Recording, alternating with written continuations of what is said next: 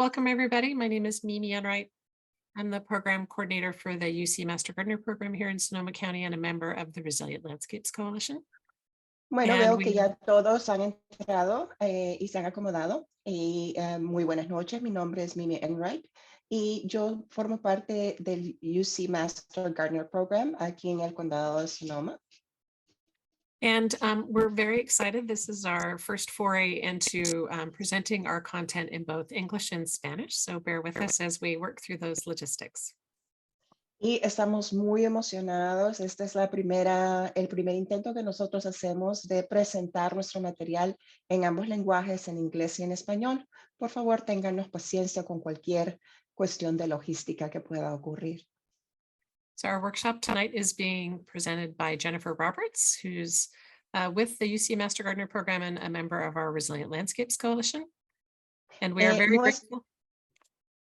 Go ahead, Dinora. Sorry, esta noche nuestra presentadora es Jennifer Roberts, que está con la UC Cooperative Extension, the Resilient Landscapes Coalition. And we're very grateful to be joined tonight for interpretation in Spanish by Dinora Gallegos from Sonoma Outreach Solutions. So thank you for joining us, Dinora. Esta tarde también estamos muy agradecidos de la interpretación de Dinora Gallegos con Sonoma Outreach Solutions. Muchísimas gracias. Okay, so Jen, if you could go ahead, and we're going to have Dinora move over to our Spanish language channel. We should, once that's been set up. Okay, Jen. You should be able to see a globe at the bottom. Oh, I accidentally let her go. That's okay. Well, I'm sure she can hear it now on the station. So have you set up Dinora in the Spanish language channel, Jen? Yes. Wonderful. Yeah. Okay, so for those of you who want to move over to the Spanish language channel, you should see a globe on the bottom of your screen over towards close to the right-hand side. And if you push on that, you should be able to join our Spanish language channel to hear the content directly in Spanish tonight. So welcome again, everybody. We're so pleased that you're able to join us tonight. I want to remind you that we're in a webinar format, so your video and your mic are inactive. This webinar is being recorded, and we will be sharing the recorded version of the webinar along with a list of all the resources that we're sharing in the workshop tonight. We'll send that to you all, everybody who's registered, via email after the event, probably within the next week. Please place any questions you have during Jennifer's presentation in the Q&A box, not in the chat. That gives us one central location from which we can manage all the questions. And we'll have the whole panel available for interacting with your questions at the end of Jen's presentation. Again, we're very excited. This is our inaugural presentation of a webinar in both English and Spanish. We're really excited to have this as a resource to share with our community. And again, for the Spanish language version, please click on that globe down on the bottom for the Spanish language channel. Okay, so this workshop is being presented tonight by the Resilient Landscapes Coalition. And you see represented here tonight on the panel various members of the coalition, including Fire Safe Sonoma with Roberta McIntyre. And Mason is joining us, not Marika. I don't believe Marika is with us tonight. Also Habitat Corridor Project, and April Owens is here with Habitat Corridor Project. Sonoma Ecology Center is being represented tonight by Ellie Inslee and John Kanegi. And the UC Master Gardener program here in Sonoma County, represented by myself and by Jennifer Roberts, our presenter tonight.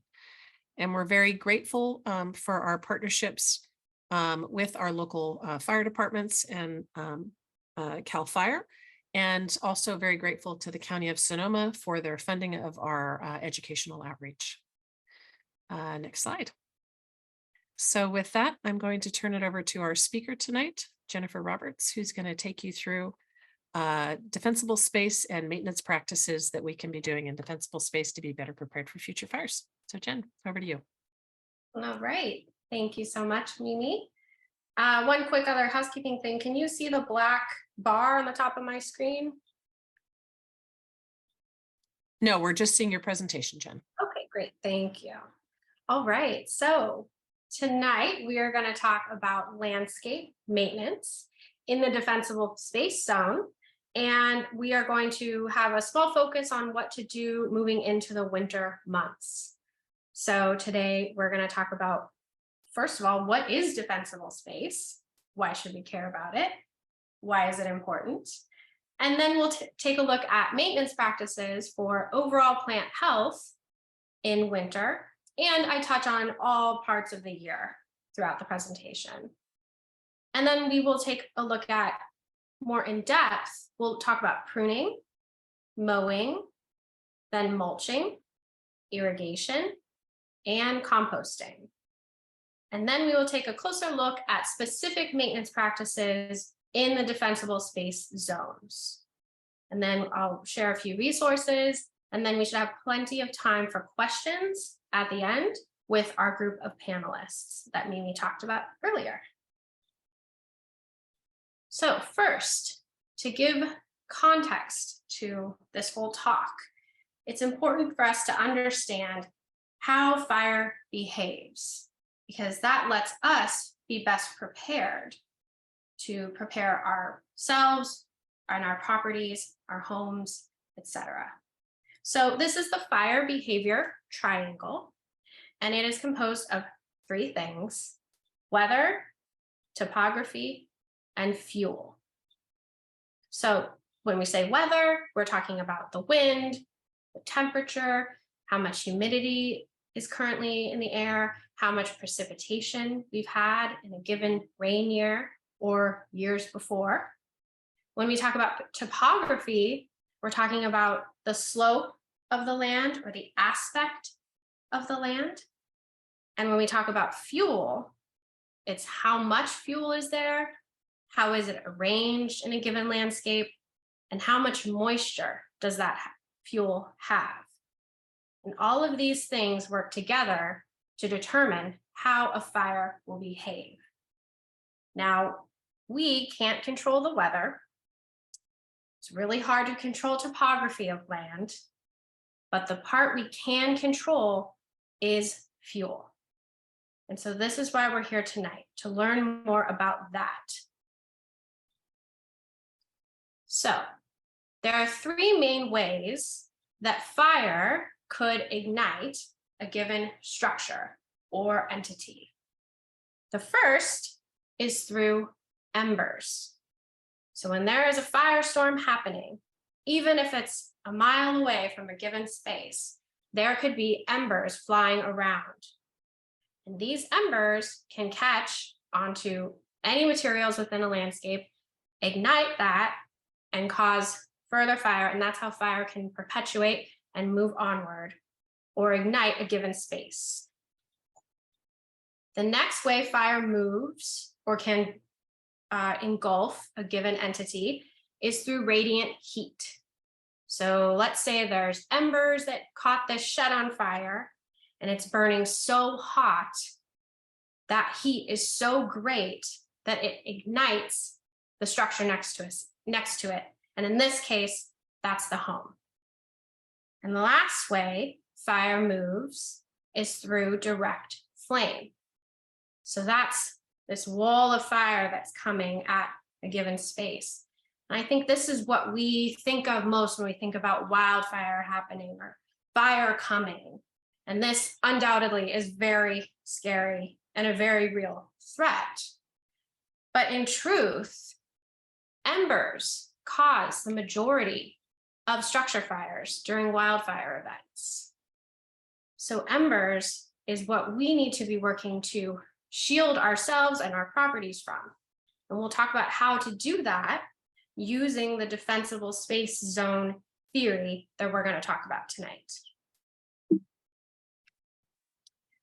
One other note, though, we do recommend that hardening the home and then working out into the landscape is the best way to get started. Now, hardening the home is a series of steps that you can take to protect your structures, your home, And I'm not going to go into that tonight, but there are tons of resources out there, free resources that you can look into and complete a series of fairly inexpensive and fairly easy steps to help harden your home.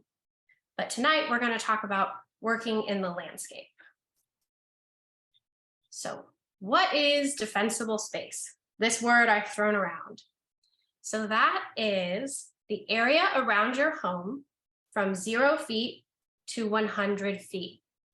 So think about that spacing that starts at the edge of your house or any structure related to it and moves outward up to 100 feet.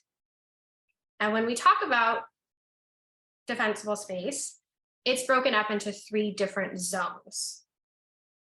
So the first zone is called zone 0, and it's from 0 feet to 5 feet outward. And this we call the ember defense zone. The second zone is 5 feet to 30 feet outward from the home or structures. And this is the lean, clean, green zone. And the third zone, zone 2, a little confusing, I know, but that's 30 feet to 100 feet. And that's called the reduced fuel zone. So let's talk more in depth about those. So the first zone, zone 0, that ember defense zone, is closer to not only the home, but any outbuildings or structures. And this includes fences, gates, decks, any kind of outbuilding. And in this area, you want to make sure that you have little plant material.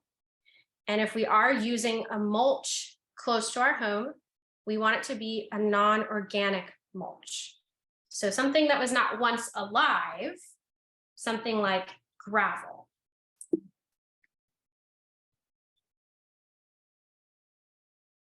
The next zone is the lean, clean, green zone. So this is 5 to 30 feet out from the home. So moving outward, you can have groupings of plantings, as is shown here, separated by some kind of non-combustible pathway. So again, something that is non-organic, meaning stone or gravel, and there's plenty of ways to get creative and do these kinds of separations in a beautiful way. And as we get further away from the home, you can include irrigated native grasses. And the last zone, getting furthest away from the home in terms of defensible space talk, is 30 feet to 100 feet, reduced fuel. And this is where we can have larger groups of plants. And we can have a lot more trees. We will talk about trees more, so don't think we're asking you to come in and cut down all of your trees. Nothing like that. So the first steps when thinking about defensible space is you want to think about your specific situation and your personal risk assessment. So thinking, what part of the county do I live in? Do I live in a place that gets a lot of heat all summer? Do I live close to what we call the WUI, the wildland urban interface? So, areas of homes that butt right up against the wildlands.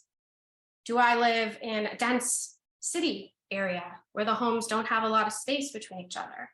So each home and each landscape, especially in Sonoma County, is unique. So you always want to be considering your individuality, your personal situation. And one way to get started in this whole thing is take a walk around your property, observe your garden seasonally. Every season brings different delights, and you want to get to know your space better and think about what you might be trying to enhance or how to best protect yourself from things like wildfire or drought, etc. And last, you want to determine your maintenance needs. So if you don't have a big appetite for maintenance day to day, super busy, you don't want to spend your weekend out there in the garden, that's okay. If you don't want to do it yourself, obviously that's okay too. But thinking about what kind of maintenance might your landscape need going forward? So one big thing we always talk about as master gardeners, as landscape designers, landscape architects, is right plant, right place. So for example, this beautiful tree was planted many years ago here, but very close to this home. So as a result, this tree has not grown straight, just didn't have the room to do so. And so it's not living to its full potential. It's stressed. It's competing against the house to get the light it needs. So we want to be mindful. Trees can start out very small, but what are they going to look like years from now? And that goes for every plant. We can bring something home from the nursery. It's really cute, tiny, plant it. And then in a couple years, it's overtaking the space we gave it. So right plant, right place. When we're planting a new garden, we're thinking about modifying the garden we already have. And proper maintenance of our outdoor landscape is important for the reduction of fire hazard. So if you look on this at the garden on the right, all of these plants have been given enough space to grow, and there's room around them to grow fully, and they can be well maintained. It's easy for someone to get in here. Sorry, I saw I have a text. So is everything going okay? Yep, everything is going great. Okay, great. So good design allows for easy maintenance. If we give plants the room they need and give us room to get in and do what we need to do, then it's much easier going forward. Okay, so winter in Sonoma County. Let's talk about what that feels and looks like. So for weather, we have cooler temperatures with the majority of our rainfall coming at this time. And the month we get the most rainfall is typically January. And for decades, Santa Rosa's average has been around 30 inches of rain. Now, Sonoma County has 35 different microclimates. So every microclimate gets a different amount of rain, but the average for Santa Rosa is 30 inches, although we have fallen short for many years now. Winter brings the risk of frost or freeze, which we've already experienced in November in parts of the county. And of course, we could have high winds. So all of these things to prepare for, thinking about putting our garden to bed, to sleep in the winter, and then doing proper maintenance to lead into the rejuvenation that comes in spring. As far as plants, all the annual plants are dying off at this time, and many of our trees go dormant. Everything slows down, and native plants are preparing to get their best drink of the year. So most of our natives, well, all of them are adapted to being dry through summer and then get ready to take their big drink of water in the winter. So what is in bloom in winter? Lucky for us, it's not nothing. We do have many beautiful plants that come out leading from late fall into winter and then even into late winter, gearing us up for spring. So manzanitas, very important flowering plant for bees and other pollinators. Here they are right here.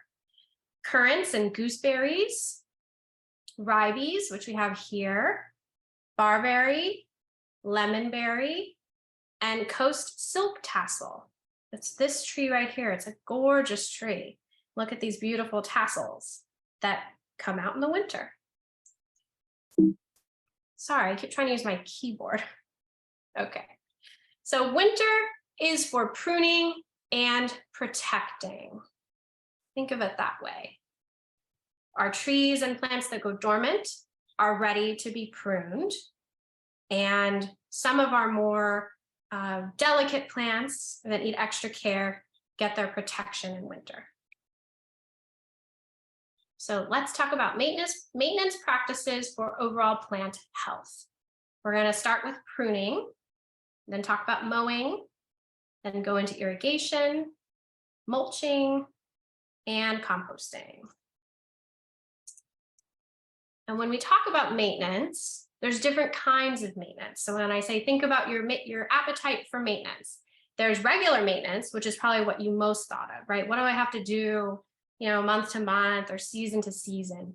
But then there's also annual maintenance. So for example, pruning fruit trees often only happens in winter, but you get to enjoy them the rest of the year without much work. And then there's long-term maintenance. So thinking about plants' life cycle. Not all plants you put them in the ground, they last forever. They might have a lifespan of 7 years or need less frequent maintenance. Okay, so let's talk about pruning. So pruning is both an art and a science. I think the most specific example of the art of pruning is in bonsai. That is taking a plant and shaping it over years and years and keeping it very tiny. And so that's where the art comes in to that, but also it's a complete science to know which places to cut, which branches to take, and we can think about that in our landscapes as a whole, right? It's both an art and science. So when we prune plants, we do it for vigor, health, and safety. So health and safety, not just for the plants themselves, but potentially for us as well. And when pruning, you always want to be thinking about maintaining the integrity and balance of a plant. You always want it to be well balanced and let it growing to its full potential. When pruning, we all want to be looking for anything that is dead, dying, diseased, or crossing. So if we see pieces of a plant that are dead or dying, cut them out. Anything that looks diseased, definitely also want to be taking out. And then crossing is a less talked about one, but if you have branches that are, impinging on each other's growth or growing into each other or growing in towards the middle of a plant and not letting it get its full light that it needs, then that can be pruned out as well. We always want to be working with clean and sharp cutting tools. And it's best to go slow. Do some cuts and then step back. Keep thinking about the overall shape and always be asking, why am I making this specific cut? So late fall and winter pruning, we are thinking about rejuvenation, and we want to be pruning when things are dormant. And it's always a good rule of thumb to shape a plant after it's done flowering. So a lot of things are going to sleep in winter, and we have deciduous perennials. So for example, elderberry, our California grape, California rose, Western spice bush, this beautiful pink flower right here, creek dogwood, Western mock orange. They are all going to sleep in winter. And so they can be pruned to be rejuvenated to bloom come early spring or even late winter, depending on how much rainfall and what the temperatures are like in the winter time. And then evergreen perennials, for example, ceanothus, you can prune in late winter or early spring. And that's this beautiful purple one. So in terms of fire safety, we have a few goals to keep in mind. So we want to think about spacing in terms of fire safety. So we're thinking about horizontal spacing and vertical spacing. We always want to be removing any dead material. So you see this tree has spent bean pods. And so it's a good idea to come in and clear those kinds of things out. And we also recommend one of the best ways to prune is thinning versus hedging. So thinning is coming in and taking out strategic branches, anything dead, dying, diseased. You're making specific cuts throughout a tree or a shrub, rather than hedging or shearing a plant like it's been done here. Because what happens is over time, the inside of that hedge or shrub has died back, or it becomes very woody inside. And you keep cutting just the live parts on the outside. And so for fire, this can be very dangerous, because remember those embers. If we have embers landing on this dry, twiggy material, that's an easy combustible material that can cause a big problem. So avoid hedging or shearing. And we always want to prune to rejuvenate plants. Another important concept when thinking about fire safety with pruning is we want to eliminate fuel laddering. So fuel ladder is letting flames that might be on the ground get up higher into higher bushes or into the tree canopy. We want to avoid this. A low burning fire that's going across the bottom of the landscape is much easier to control than one that gets up into the canopy. So the way we avoid fuel laddering is by keeping the distance from lower plants, ones here on the ground, to keep that distance to the tree canopy 3 times the height of the shrub. So if we have, say this is 1 foot, we want to keep at least 3 feet of space between the bottom of our trees. So that is that vertical spacing that I was talking about.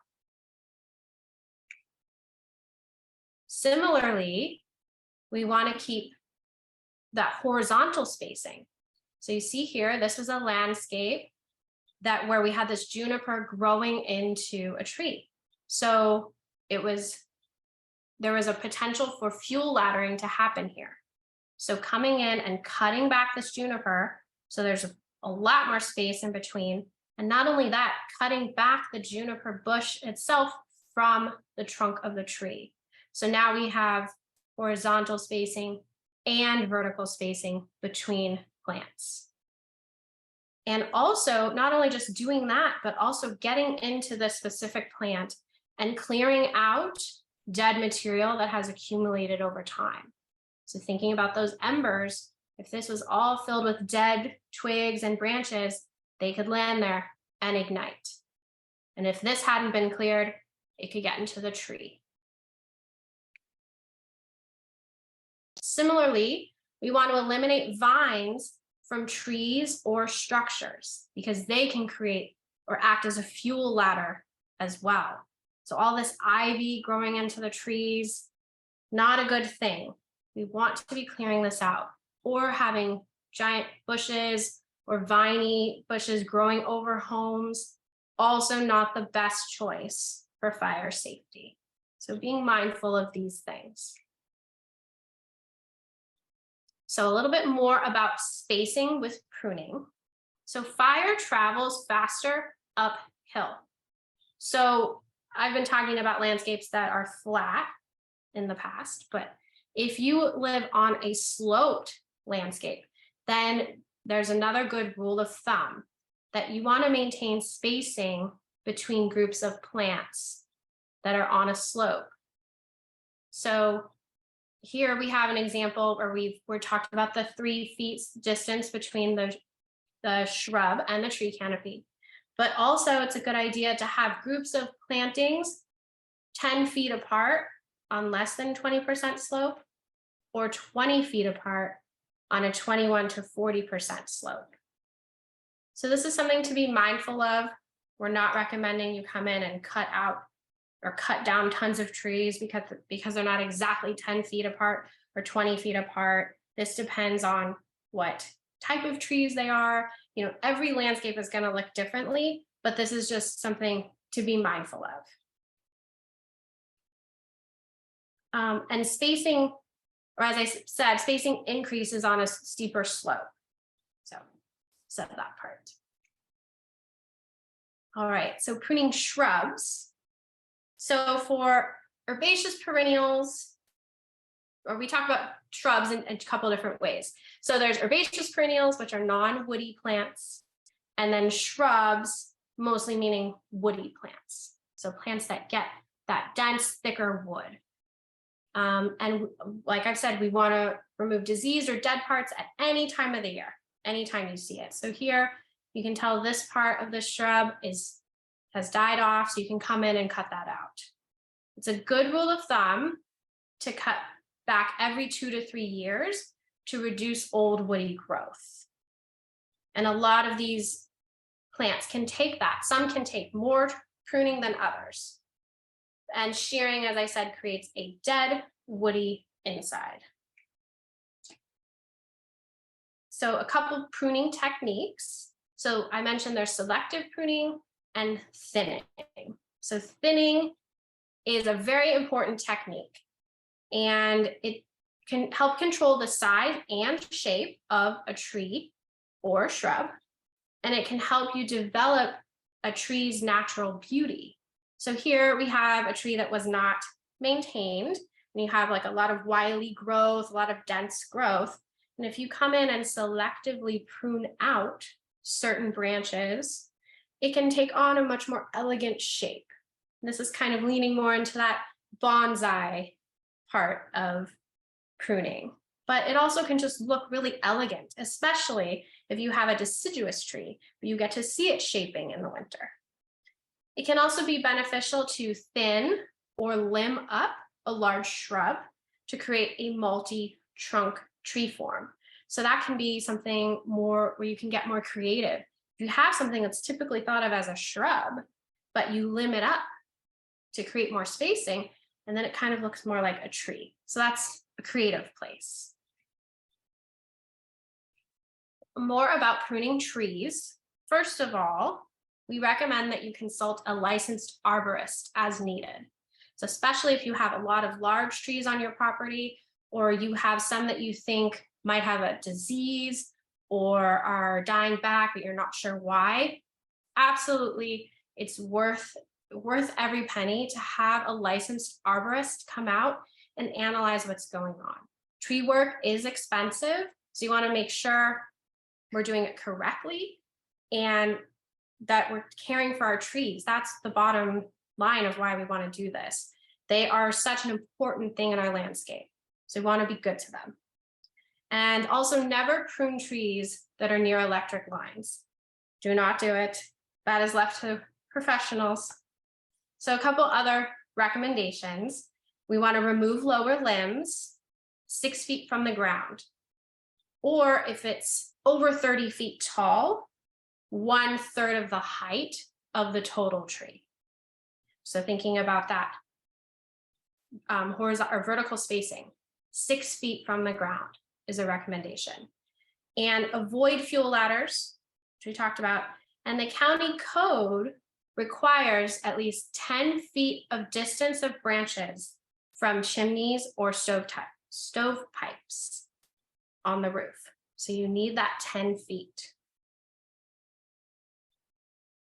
So timing is important for pruning. So I mentioned a lot of our things are going dormant, a lot of our trees in the winter, and so that's when we would prune. So for example, fruit trees. Winter is the time for most fruit trees, apples, etc. Pines can also be pruned in the winter, December and January, and deciduous oaks. So the oaks that lose their leaves can be pruned in winter. As far as evergreens, most of them can be pruned in early spring or midsummer. And our evergreen oaks, we can prune in July through October. That's when they go dormant. And trees may overhang the roof, but you should keep a clearance of at least 6 feet. And very important to maintain leaf litter year round. So the trees themselves might not be posing any kind of threat given fire. In this instance, the biggest hazard here are all the dry needles that have coated the roof and have built up in the gutter. So thinking about embers, this is going to be the number one problem. And the good news is that's really easy to maintain and inexpensive if you're thinking about the grand scheme of things that people might think we need to do to keep ourselves safe from fire. And finally, do not top trees. We are not recommending that at all. It's not a healthy thing to do, and it can kill the tree. Here's a redwood that's been topped. And this is a common thing you see. There is a type of pruning that can involve this kind of pruning for aesthetics, but it stresses the tree out and it pushes all this new spindly growth that's not healthy. And with that, it's sending a signal out to insects or diseases. If you have a weak tree, disease and insects can find it. They'll do further damage and can end up killing the tree. So you want to think about thinning trees and maintaining integrity and balance. A couple other pruning techniques. There's what we call deadheading, and this is coming in after a flowering plant has bloomed, and then this bloom has died. So you come in and cut just a cut below a couple leaves and deadhead that. And so you actually can be encouraging it to rebloom. So this, I always think this looks like a butterfly bush, and that can take deadheading and it will rebloom. Also penstemons and monkey flowers benefit from this. And it's a good idea though to not come in and take all the flowers off every time. It's nice to leave some for reseeding and for wildlife, especially in winter. Wildlife's having its hardest time, well, except arguably the height of summer, but it's good to have seeds out there for birds. And then here's another example of thinning with a shrub, selectively taking out certain branches to give the plant more space and more openness. Now you can also cut back some plants very hard, and this is a way to rejuvenate plants. So here you can see they've taken most of the stems here, left some short stubs, and then it pushes growth. And 1 year later, you have new stems. So epilobium or California fuchsias, deergrass, and coyote brush can handle this. But again, this is not for every plant. This is coyote brush that's been cut back hard, and it readily sends out new growth and can rejuvenate.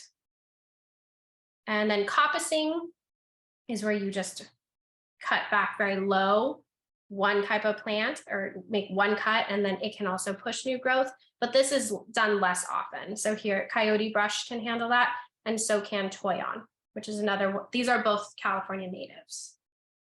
And it's a way to rejuvenate overgrown woody plants. Another technique is when you're pruning, you should always cut above a bud. You don't want to cut below the bud, and then you're not going to get that bud's growth. And you don't want to cut too high and leave too much. You don't want to do too much of an angle. So there is an exact good way at a 45-degree angle. We just don't want to, leave stubs or leave too much that would push weak growth. And you want to make good flush cuts. So you want to make sure that you have sharp tools, and because we want to make a nice good cut where we're not, ripping or tearing that can invite disease. And in most cases, wound dressings are not necessary. All right, so that was pruning. We're going to talk about mowing. So as a general rule of thumb, it's good to only use a mower before 10 a.m. during dry weather, and not at all if it's windy or excessively hot and dry, like on a red flag warning day. No mowing then. And hot engines can ignite dry grass. So we want to make sure we have a water supply and a fire extinguisher close at hand. It's also a good rule of thumb to not mow if the ground is saturated. You won't get very far, potentially, could get stuck, but it also really disrupts the soil ecology. So there is a sweet spot to when we want to be mowing. And if you are, or when you are mowing in spring, that's when we do the most, you want to be surveying for birds and avoid areas where they could be nesting. So the point of mowing is to stay ahead of weeds and prevent seed formation.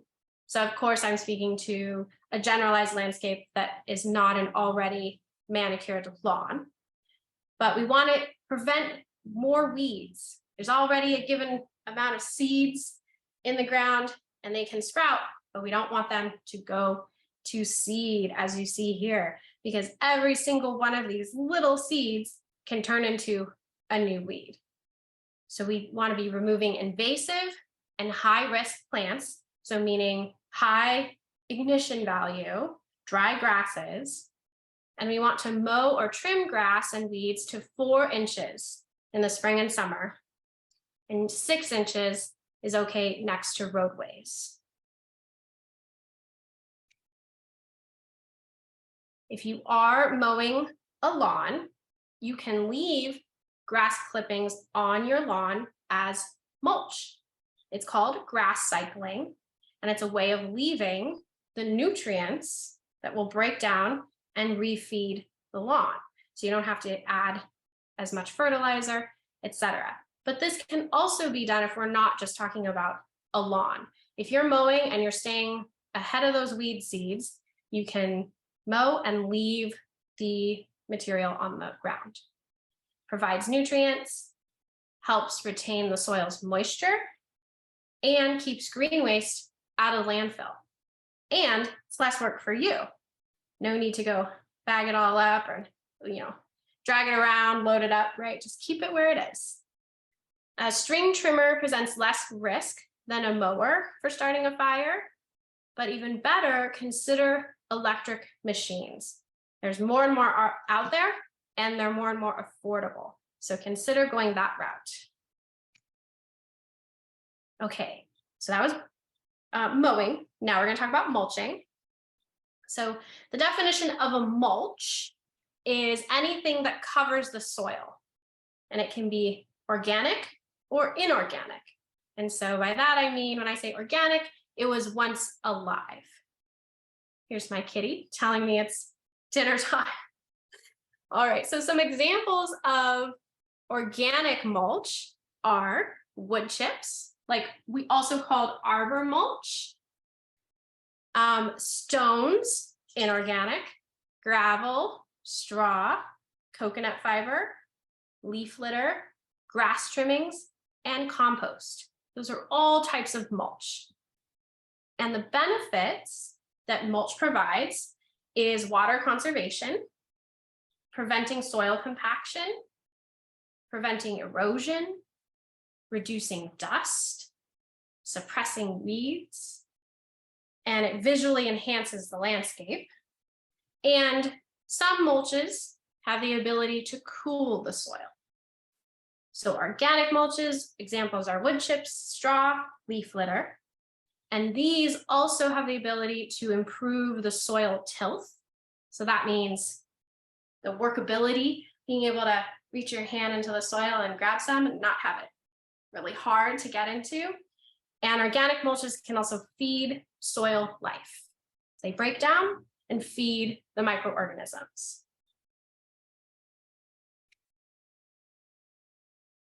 All right, so the big type of mulch that we hear about and see most often is arbor mulch or composted wood chips.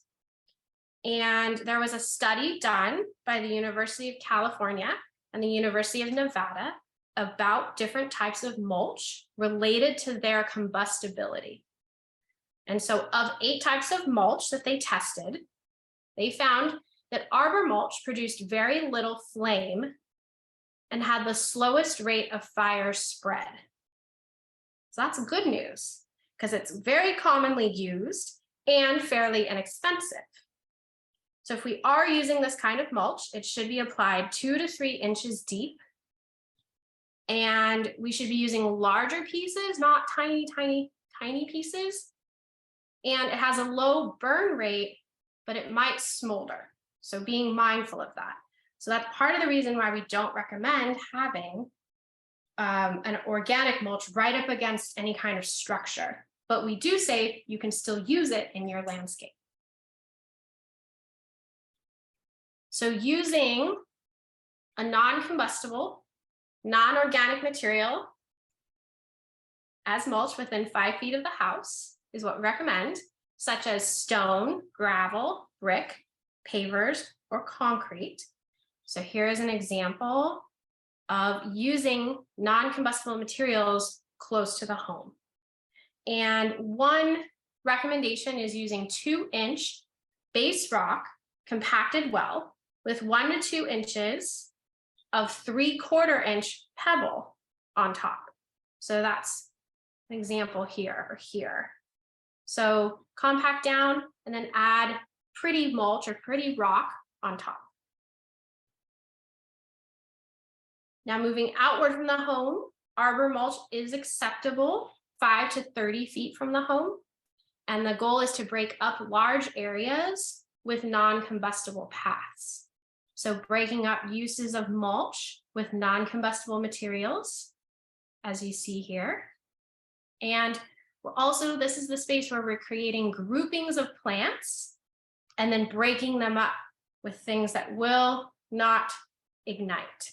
So we can still have a lush landscape, but if you think of fire moving through it or catching and then igniting, it would be stopped by these non-combustible materials.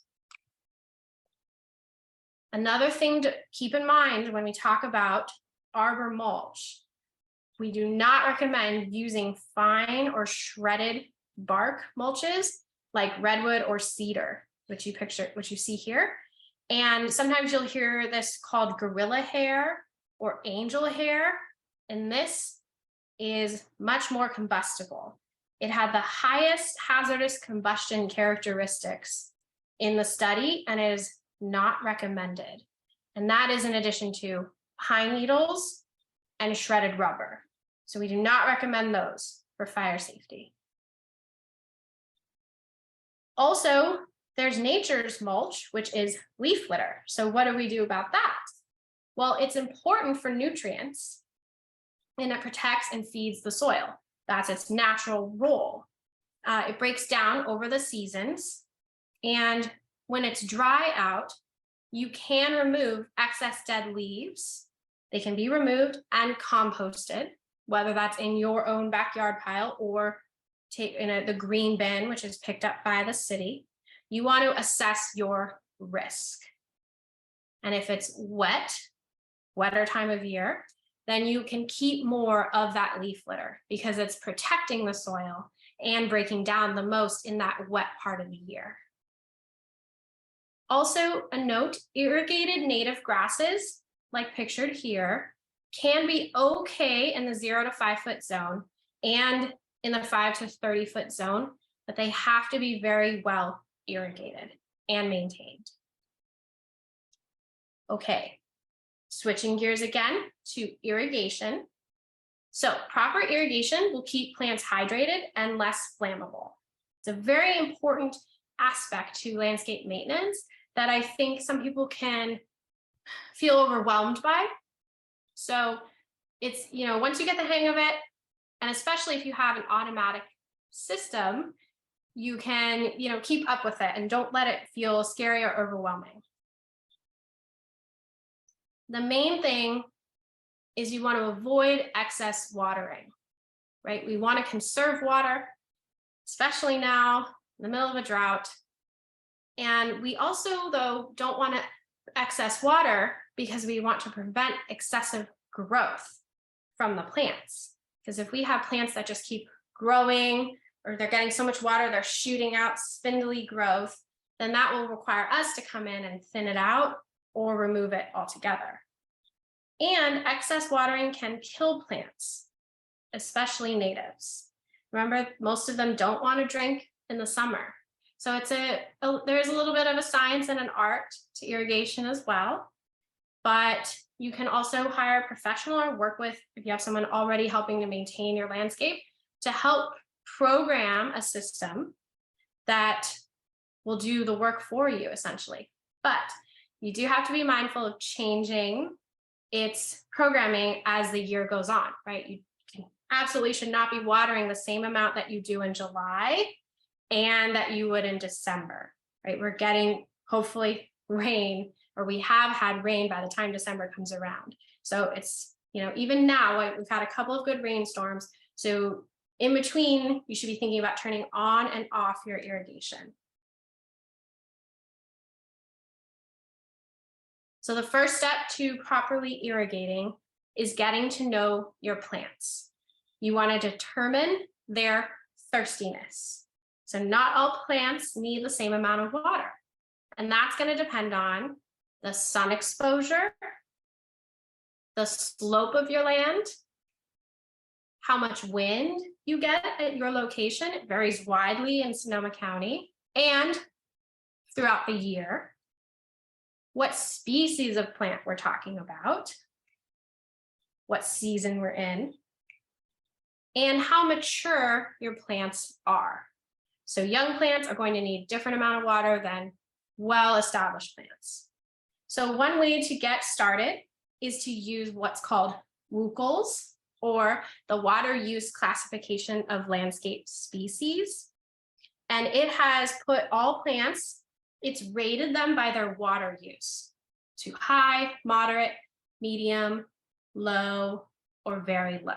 So this is available online, and you can use this site to help determine the plants that what you have and what type of water they need. So as I've said, native plants are adapted to our summer dry climate. But newly planted natives are going to need more water than established ones, and they can take 1 to 3 years to establish. So you want to check weekly in that first year of your natives being planted, especially in the summertime. And natives enjoy deep, infrequent water. So they'd rather get a good long drink than a little bit more often. And many drink in the winter. So if we're having a dry winter, definitely be monitoring your soil's moisture. And you can do that with a moisture meter. These are an inexpensive tool available at any garden store. It's a great tool, so you don't have to be out there digging, but you can know quickly if your plants need more water. So when we talk about irrigation, we are talking about drip irrigation, as pictured here, tiny drips of water into the soil, or low pressure sprinklers, like these guys, rotator head sprinklers. And as a rule of thumb, it's a good idea to keep whatever emitter type you're using 3 to 6 inches away from any stem. If the plant's getting watered right next to the stem, that can cause rot or invite disease, mildews, and such. And you always want to be thinking about the root zone. So the area that the roots is going to be spreading out into from the plant. Think about wanting to draw those roots outward. And that will change as the plant grows. So irrigation, if you lay lines like this, you're going to need to adapt, change them as your plants grow.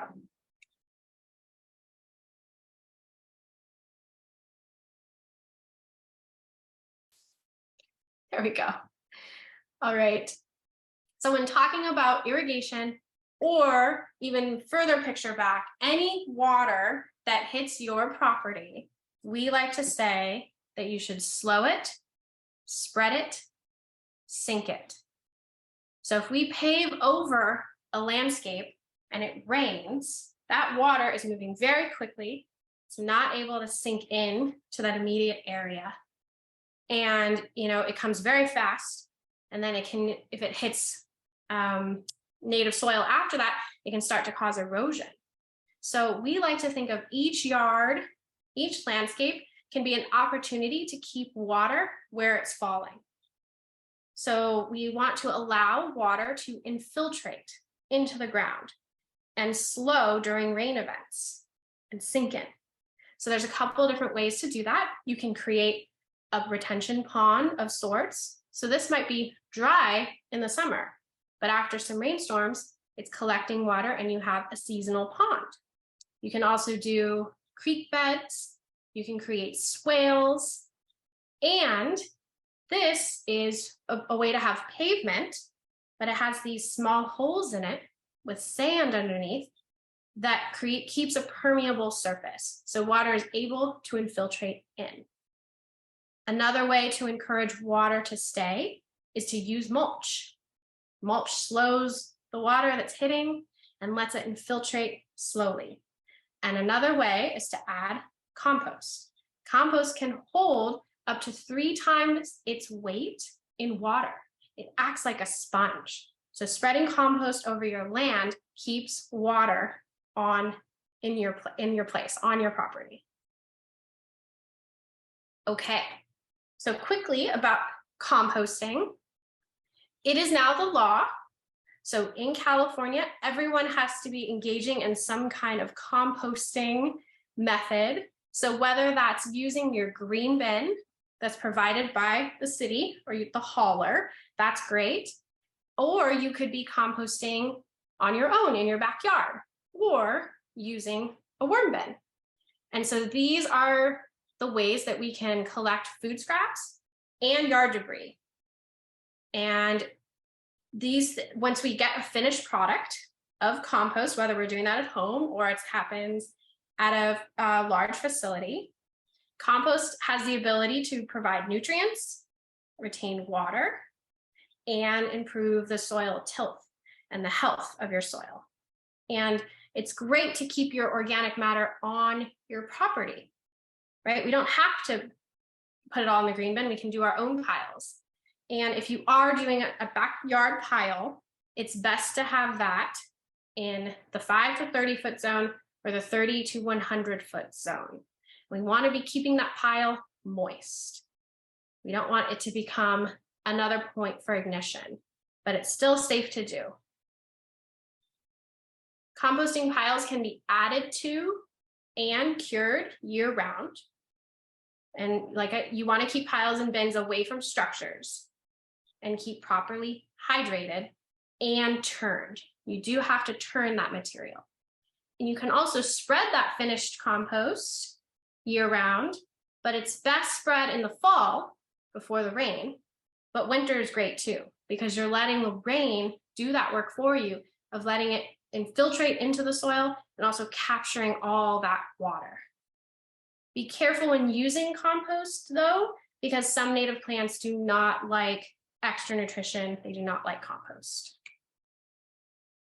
All right, a note about red flag warnings, which thankfully are behind us for this year, we hope, but some special precautions to take during this time. We want to place any movable objects within 5 feet of the home to a place outside of zone 0. So at least 5 feet away from the home. So that's things like trash cans, deck furniture, potted plants, welcome mats, and tools. We want to check the roof for gutters and debris. So remember that house with all the pine needles all over it? We want to make sure we don't have an accumulation of debris that can ignite. We want to review zone 1 to assure there is no accumulated debris as well, or dead or dry plant material. And you can go ahead and give plants an extra soak to make sure they're fully hydrated during this time. And we definitely don't want to be mowing or using any kind of power tools. So just a last few notes on maintenance that we will do by each defensible space zone. So back to that 0 to 5, thinking about ember defense, we want minimal plants and minimal combustible material. We want to remove weeds and debris from the zone, including under the deck. Weed seed can get blown underneath decks and they can be growing and you might not see them, and then they die and they can be cause for hazard. We want to remove clutter firewood, trash cans, flammable materials, gutters and roofs, check those, and ensure adequate irrigation and pruning. Zone 1, 5 to 30 feet. Keep those plants well hydrated and free of debris. Prune for horizontal and vertical spacing. Mow or remove dead grass and weeds. And maintain organic mulch to no more than 2 to 3 inches deep. Zone 2, 30 to 100 feet. Plants are maintained just like they are in zone 1, but you can have larger plants and larger groupings of plants. But still a great idea to have non-combustible pathways or breaks in between. You want to make sure to be collecting fallen branches and other debris. And you can combine some of that. If you have a lot of space, you can combine some of that debris to create habitat if it's not surrounded by any other flammable material. And you can mow or remove dead grasses and weeds. Now, we talk about the defensible space zone, ending at 100 feet, but it doesn't end. If you have more land than that, we call the surrounding wildlands. It's excellent to be mindful of what's happening in that space as well. And so a good way to get started is by learning how to recognize native and invasive species. So knowing the difference and familiarizing yourself with what kinds of species are growing there. You might have poison oak, native, not the best, not the most fun one, but just getting to know what is out there. And it's a good idea to not modify the vegetation without expert help. So not coming in and clear cutting a whole area, but knowing what's there, asking for help. And if you have a lot of invasive species, working with someone to eradicate that. And seeking advice from a restoration or forestry professional is recommended. And finally, choosing a landscape maintenance professional. So if you're not going to be doing all the maintenance on your landscape yourself, it's a good idea to ask some questions of someone you might hire. So ask if they have any Firewise training or knowledge, or if they know about defensible space or any of the things we've talked about tonight. Ask about their familiarity with California native plants, bonus if they already have some. And you can provide the written materials that we'll send out or guide them to our website so they can learn more. And we do have a recorded training for landscape professionals on our YouTube channel currently. So you can send them there. And as was mentioned, the recording of tonight's presentation will also be going on our YouTube channel. Here are some resources. So this is our website, SonomaResilientLandscapes.com. And we are in the process of doing a big overhaul. It's very exciting. And UC Master Gardeners, which I am myself a Master Gardener, we have such an extensive website of pages and pages on most plants that you can think of using here in Sonoma County. We have a Sonoma County Superstars list. So if you're not sure where to get started, that's a good place. And this is the website for the water use classification I talked about. And also the California Native Plant Society is another great place to get started with your native plant knowledge. I do have some of the sources that I got my information, and we will send all of this out in one document. So don't be furiously writing or taking photos, you will get it. And that is all from me for tonight. So at this point, I will turn it over to our panel. And I will stop screen sharing. Wonderful. And we'll answer your questions. Thank you, Jen. Great job. Thank you. So please feel free, everybody, to add any questions you might have into our Q&A.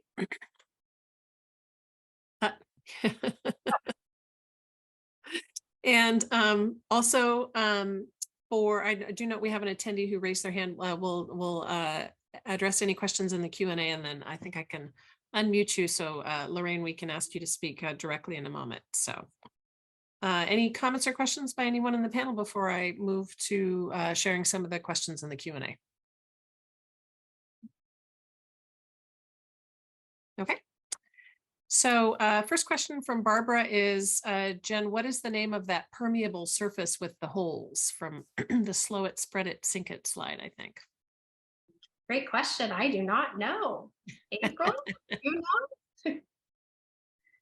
I think it was just a permeable paver, like it looked like a concrete system, interlocking system that it wasn't one of something that I used, but there's a lot of permeable pavers that you can use over sand, like you said, that are available. So if you go to any landscape supply company and tell them you want to look at options for retaining water on your property with hardscape, they'll have lots of great recommendations for you, Barbara. Okay, next question from Lorraine is, can I use disinfecting wipes to clean my clippers and loppers? Yes, great. Yes, especially if they have an alcohol content in them. So it's a good idea to use like, yeah, sorry. My brain gets so spent by the end. You just have to, and then you can also use some steel wool on there too. So you can use that, you can clean your tools with some disinfecting wipes, and then use your steel wool to keep them safe and sharp. Okay, Beth asks, should I remove an entire hedge of rosemary, not near structures? So to someone, I can take a stab at a start on that and then ask my fellow panelists to weigh in. So Beth, in a lot of ways, it goes back to one of the topics that Jen talked about earlier in her presentation, which is really doing a risk assessment on your property. There are some plants that are considered with certain characteristics to be more flammable, but it doesn't mean we have to vilify or remove all of them from our properties. So you really want to, I guess I would perhaps look at how has the hedge been maintained? Jen talked about shearing of hedges and how that can create a lot of dead buildup of dead twigs and leaf debris on the interior of a plant, and that certainly will make it much more flammable. So, I mean, if it's been sheared for all of its life and it has a lot of that dead debris and buildup, and if in assessing your landscape, you think that that might contribute to transmitting fire to closer to your structures, then you might want to consider removal of it. But it really is, it's more nuanced than just a straight, yes, any hedge of rosemary should be removed. Anybody else want to add any other thoughts or perspectives on that question? I'd add a thought or two. Thanks. Maybe I agree with those things. A lot depends on what's around it and so forth. But another option would be to remove, to create some gaps in the hedge so that maybe you have, 8 feet of rosemary hedge, but you remove the next 4 or 6 or 8 or something, and then you can allow it to continue. And so it's staggered in that way. So if fire got started, it could only go so far before it would hit the end of the line. Yeah, I was going to agree with John, and in my case, I had 20 feet of rosemary hedge. It was only about 3 feet tall, and I took about 4 feet out of the center, and I kept it. It led right up to my deck, and I removed at least 3 feet from my deck, and then I put another gap in there. Yeah, Great examples. Margaret asks, are there issues with backyard composting and rats in Sonoma County? Jen, can you comment on that for us? Yes, sure. Absolutely. If you have an open plan or an open pile, it can attract critters of different kinds. So my recommendation is putting the tastiest things. So if they're into, certain fruits or eggshells, make sure they're in the middle of the pile with other, less tasty things on top, and that can deter them. But rats live, in the landscape, and they could be already living on your property. One main place they like to live is in ivy. So if you have a big overgrowth of ivy, or if your neighbor does, they could already be there. So exclusion is the best way. And maybe if you can't remove that, then using the green bin is your best bet, or starting a worm bin. So that's contained, and you can put food scraps in there without rats. There's nothing like opening up your compost bin and seeing some movement of an animal in it. I will say I've been shocked by that many a time myself. Any other comments by the panelists on composting and interaction with wildlife? Okay. Katie asks, can you talk a little bit more about shaded field breaks and maintaining them? I created one last year and some brushy growth, Yerba Santa and Ceanothus mainly, has recurred. Not sure how aggressive to be with re-clearing the low and mid fuels that are coming back. Ellie, do you want to maybe lead us off on shaded field breaks? Do you have some thoughts you might want to share? I will start off with the caveat that I am not an expert in shaded fuel breaks. Where is that question? I want to see that question. It should be at the top of the Q&A at this point. Can you talk a little bit about shaded field breaks? Brushy growth. What it's as Mimi started off with her reply about the hedge, it really depends on what's around it, and it is really important to use the concept of removing ladder fuels, and of course, and if you want to keep writing something in the Q&A or in the chat, providing more information, we can keep responding. But if it's within the first 30 feet of the home, then you have to be much more aggressive in dealing with it. But make sure that you keep the space between any understory and any tree branches at least 3 times the height of the understory, and keep any of the understory away from the trunk of any of the trees. When a lot of people do shaded field breaks, they just cut everything down to the ground and just leave the trees. And we like to encourage people to leave some wildlife refugia in lower growing clumps of vegetation. But then you still need to follow all the rules, as I said, of ladder fuels, and then the horizontal spacing between those clumps of vegetation. So I don't know if you've written anything more in there. So the plants that you had, if you're saying Ceanothus and was it Yerba Santa, they will grow back up. So you do have to keep them pruned, but they are great habitat plants. So you can have some fun with that too. Great response, Ellie. Any other comments, panelists? Okay. Leslie's asking on a couple of different plant species if they're considered flammable, and she's listed both cistus and buddleia. And Leslie, so as a group, and the position from the University of California Ag and Natural Resources, which is what the UC Master Gardener program is part of, that Jen and I represent,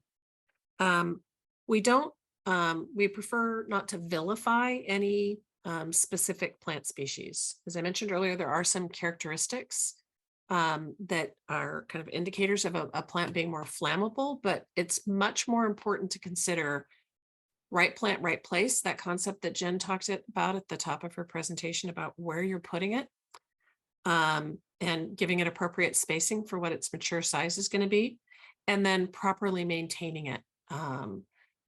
We consider those are much more important considerations.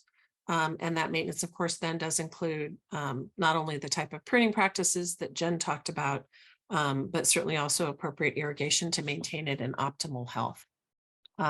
So that really is the focus of what we focus on. There's certainly, we're all big advocates of native plants, and there's some vilification of certain native plant species as well. And they provide really incredibly important ecosystem services. So it really is more of a balanced approach about how you design and maintain your landscape rather than individual species that you may select to put in there. Other comments or observations from our panelists on that topic? I just have a momentary thought that cistus and buddleia were very popular about 10 years ago. And so there might be a lot of plants in your landscape that are, 10, 15 years old. And as Jennifer was talking about, that they might need a total reinvigoration and a cut down to the ground, because that, like I said, that was a popular species quite a while ago that needs that contain, like, they're not native to California, which people oftentimes are confused about.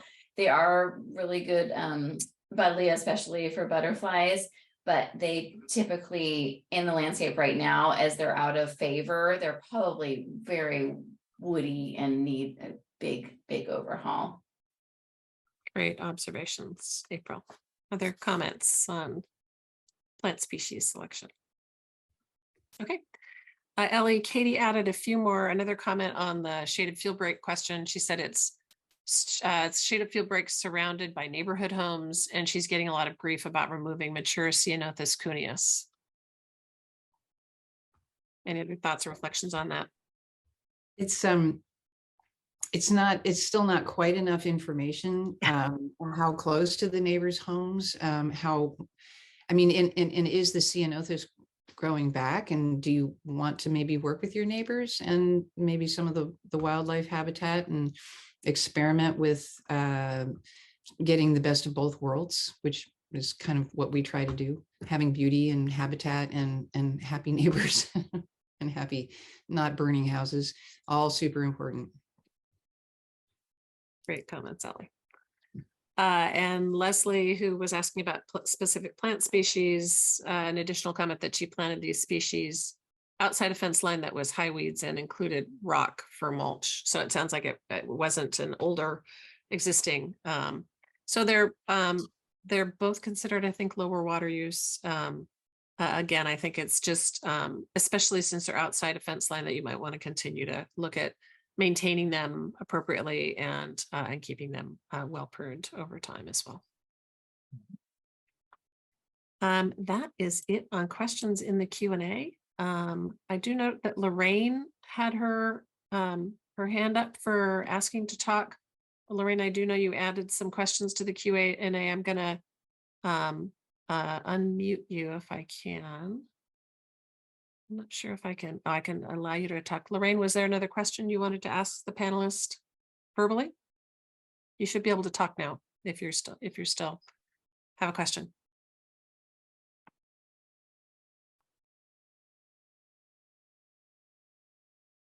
Okay, sounds like we must have answered Lorraine's question. Jen, your hand's up. Did you want to make a comment? You're muted. You're muted, Jen. No, I didn't have a question. And Lorraine said the same thing. She hit the wrong button. I guess we were thinking. Okay.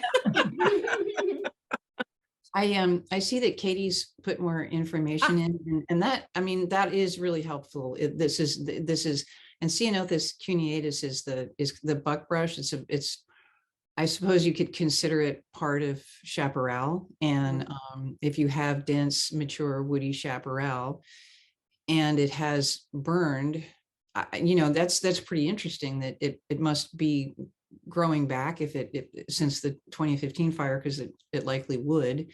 And it's when you're dealing I gather this is beyond your 100 feet, or maybe if it is within the defensible space zone, you definitely need to carve out some gaps in the vegetation, and go in and prune, as Jen did such a great job of showing examples of pruning. But you can actually keep the plants and you can keep the habitat, but you have to manage it as if it's a really well manicured garden. And especially, if you're working with your neighbors, because that's a really big theme. You do need to make sure that you're not creating a hazard for your neighbors. Maybe, if you want to contact, the reason that that Mimi threw me this question is that we've been working on a handbook for best management principles and practices for beyond the 100 feet. And a lot of shaded field breaks, a lot of the areas outside of the 100 feet fall into the category of what we're working on. And so if you, I can put my email in the chat if you have any more questions, because I think it's a really important subject. Thanks, Ellie. Any other comments by our panelists?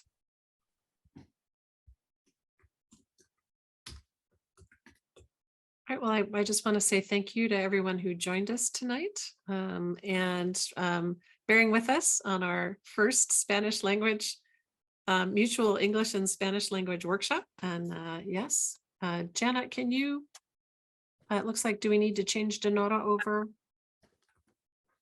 Yes, back yes. to? And so all be on one channel. Perfect, wonderful. No sé si alguien que está en español conectado que quisiera hacer alguna pregunta.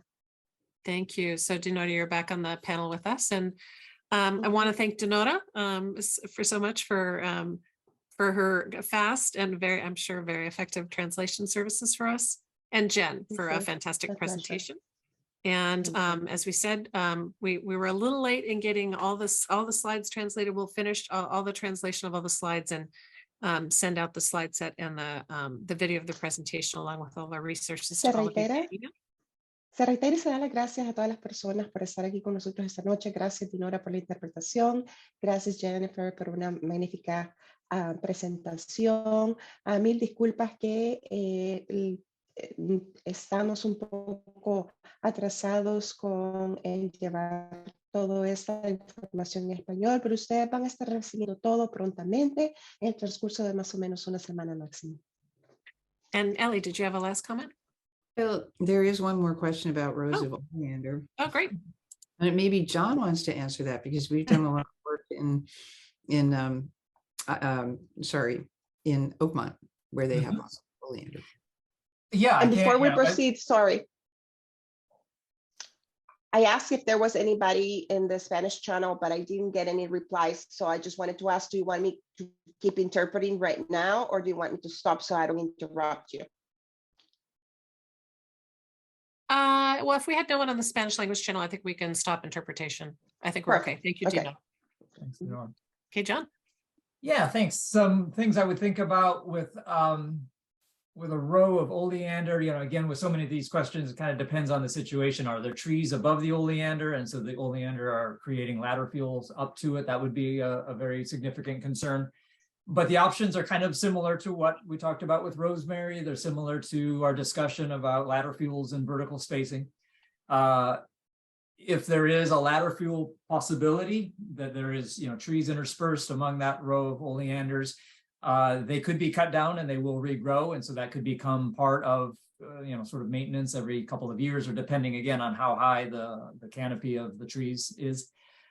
There's also that concern, like with rosemary, of it being a continuous source of fuel. And so you can break that continuity by removing, one or two plants and maintain some then horizontal spacing between some parts of the rows of the plant. So between those two elements of thinking again about vertical spacing, thinking again about horizontal spacing, hopefully would guide you in most of these situations. And you could think too about, the material on the ground underneath the oleander and whether that could contribute to, starting a blaze in that.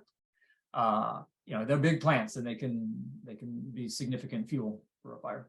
And John, I don't know if you saw the follow-on question. Apparently, this is not just one participant who's having this question. What if oleander are over 15 feet high and next to a fence? Yeah, so 15 feet high is pretty big, and so if there's any trees in the area, that's likely to be something of a ladder there. A single 15-foot tall oleander isn't necessarily, depending on where it is in the landscape, necessarily problematic, but when you've got a lot of them, then again you're just kind of creating a lot of fuel. Next to a fence, well, if it's a wood fence, then there's that relationship between one of them starting a fire that moves to the other. With a wire fence, then of course you wouldn't have that same concern. Yeah, can I add something? Yes, please. If it's a screen and you've got the fence there, you kind of don't need both necessarily. So removing one or two of the oleander wouldn't seem to be a problem with the fence. But another point is oleander is one of those plants that you could cut it down to the ground or quite low, and it will grow back and be very lush. And it could have a lot of dead vegetation inside of it, especially if it's that old. So you may just want to rejuvenate it. It's not native, so it's not a great habitat plant necessarily, but yeah, you have to weigh the costs and benefits of keeping it and or removing part of it and so on. It's also, isn't oleander kind of poisonous? It's poisonous. It's super poisonous. Poisonous Yeah, to- for pets and poisonous to- children. All right. Well, thank you again, everyone, for joining us. And To leave on that note. yeah, really. And watch out for an email. And also we'll be sending a follow-up survey as well. If you would be kind enough to participate in the survey for us, it helps give us feedback and helps us report back our impact to our funder, the County of Sonoma. So thank you, everybody, for joining us, and have a great rest of your evening. We can say to the end that you can replace oleander with toyon or Coffee berry, There you go. coffee berry. Lots of great native plants that provide great habitat that are good alternatives. Jennifer, great job. Thank you so Thank you. much. Thanks, everybody. Thank you for a translator. Thanks, Like, that Laura. was Good night. wonderful. Thank you so much. Night, everybody. Good night.